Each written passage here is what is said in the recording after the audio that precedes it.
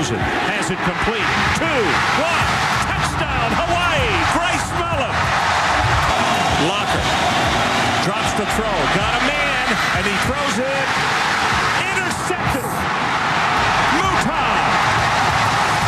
Hawaii is going to go 12-0. Hawaii got a chance to close out its season on Saturday against Pac-10 opponent Washington. While the Huskies entered with a 4-8 record, the Warriors weren't about to overlook their final opponent, especially early on when Washington looked like it would play spoiler to UH's perfect season. UH fans made an early Christmas wish for a BCS bowl berth. And seeing all the good Hawaii's done this year, heck, even Santa Claus showed up to see if he could help deliver on Hawaii's 12th win. But in this game, the Warriors would have a long list of plays that were naughty and nice. Luckily for UH, all the bad stuff happened very early. You know, after the first 2 or 3 passes, you know, when they sacked us and we were teeing off, I said, "Oh my goodness, we got to do something to slow the rush up." So that's kind of what happened. And you know, we did good, but if we hadn't fumbled the ball, I think we would have been okay. Hawaii went scoreless in the first quarter with 3 fumbles. The Warriors' defense didn't have it any easier. Washington got out to a 21-0 lead. Quarterback Jake Locker and running back Louis Rankin were having their way on the ground. The two combined for 221 yards rushing for the game. That quarterback, man, that running back was real good. First half, you know, they really stunned us. We was kind of like, well, wow, you know, these guys really are good. And, you know, we just had to calm down and, you know, relax and, you know, play our game, play our style. As UH got control of Locker and Rankin, Hawaii's offense came alive. Colt Brennan connected for 20 straight passes on his way to throwing 3 scoring strikes in the second quarter, all of which went to Jason Rivers. You know, the number one thing everybody was saying when we was down 21-0 is, you know, we've been here before. You know, we've had to play in bad weather. We was down 14-0 in La Tech. You know, we've had to overcome all kind of adversity, you know, and nobody was worried. Everybody just believed. That was our motto. You know, it doesn't make no sense if we don't believe, you know. Rivers ended up making 14 catches for 167 yards in the game. His longest catch came in the fourth quarter, a 40-yard TD reception that tied Hawaii with Washington at 28 apiece. After getting even on the scoreboard, the Warriors got even more relentless on defense. The Huskies' next series lasted only 7 plays for 15 yards, and they were forced to punt. It's just one of those times where we were able to fight back, and it just shows the character of the team and perseverance to the max. And you know, we're never gonna quit, and it's just we lay it on the line for each other every single play. Now with 4 minutes on the clock, Hawaii's offense took over. Brennan drove UH downfield for 89 yards, and when it came to punching it in from 5 yards out, Jones let Colt make the call. I was going to run the ball again, and he said, "Coach," he said, "let's just run the go route. It's going to be a touchdown." It's man, they're in man. I said, "Okay, let's run it." And he put it right on Ryan and got it in. After the go-ahead score, there was just 30 seconds left, which ended up being more than enough time for Washington to make 3 big plays to get to the 6-yard line.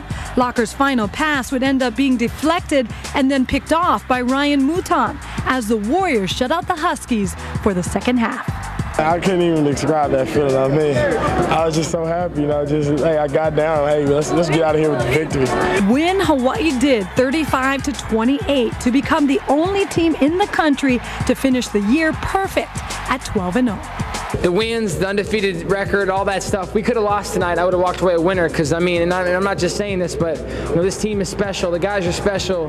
They play for each other. I've never been a part of just such brotherhood, such camaraderie. I mean, it's so special. It's changed my whole perspective on life. The night was capped off with 24 seniors saying goodbye, knowing that with a BCS Bowl secured, this was the final game of their Warrior careers at the Aloha Stadium. We're joined again by head coach June Jones, and of course we wouldn't have got to this point, talk about this 12-0 season BCS Bowl berth if it wasn't for a win over Washington. First thing I noticed off the bat, the white jerseys instead of the black. The decision there, thinking for you? Well, we were on national TV in our black the week before, so always trying to sell more jerseys and hats and shirts. I thought that that would be a good idea. I thought you might be a little superstitious, but you know what? It all worked out in your favor. How about about the slow start? We weren't expecting to see the run as much. Shovel pass wasn't very effective early on. Can you talk about the thinking on the sidelines? Well, we were struggling blocking, and when you're struggling blocking, you better do some things to slow them up. And we got them slowed up finally, and we were able to pass the ball, and that's what we were trying to do. And a good thing about that, in that situation, the team didn't seem to panic, and defensively also they stepped up just so that, to give you that time to get in rhythm. I thought you know, the 3 turnovers, they only got 7 points off of it. Our defense, you know, had a goal line stand. They did play very well. They didn't score any points after, I think, 8 minutes in the second quarter was their last points, and they didn't score after that. So that says quite a bit about our defense. And we needed to make some big plays in the end zone. Jason Rivers stepped up. He's a player that you say, you know, that you can count on in big games like this. Yeah, J. Riv just seems like every time the game gets big, he gets bigger. And, you know, Ryan played well, Devon played well, CJ, all of them played well. Our O-line, the final fourth quarter, I mean, really raised it up and protected Colt. We got a chance to throw the passes we needed to throw. Keith Asum played well. All of them played well, so that was good. What impresses you most about Jason Rivers' athleticism in making those big plays? Well, he's just a real physical wide receiver. You know, he plays big, and you know, he's got a bright future in the NFL. And you know, I'm glad that he's had an opportunity to have those type games down the stretch and be healthy, because he's, you know, he battled through some injuries, had some drops in the middle of the season. Probably shouldn't let him play a couple games, but you know, he's just he's a dependable player. Now, and Rivers got all 4 of those scores to tie up the game. When it came to the go-ahead score, that was Ryan Grice-Mullen, and that was an interesting call. Do you want to explain that? Well, you know, basically, I was thinking we were going to get a field goal here, and I thought we had a touchdown on the play before. We had an error in the line and let a guy run through and tackle us from behind, but it was a walk-in touchdown on the sweep. And so I was just going to run that play again.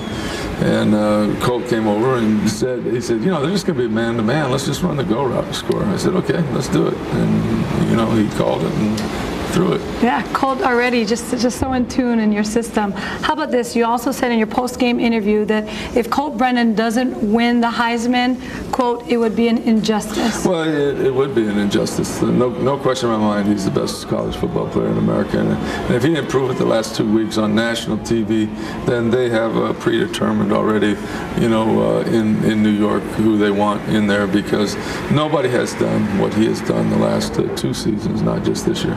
Coach, to have this kind of comeback on national TV with so much on the line, what do you walk away with most to feel that you have accomplished, that is signature to come out of that game?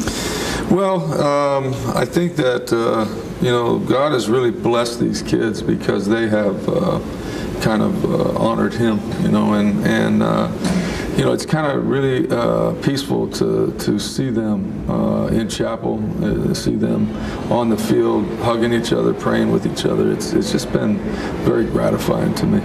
And that's something I think that's been underlining theme. Believe, and that's also on a spirituality that level these kids are amazing. Still to come, he's a former UH player and NFL pro turned assistant coach for the Warrior football team.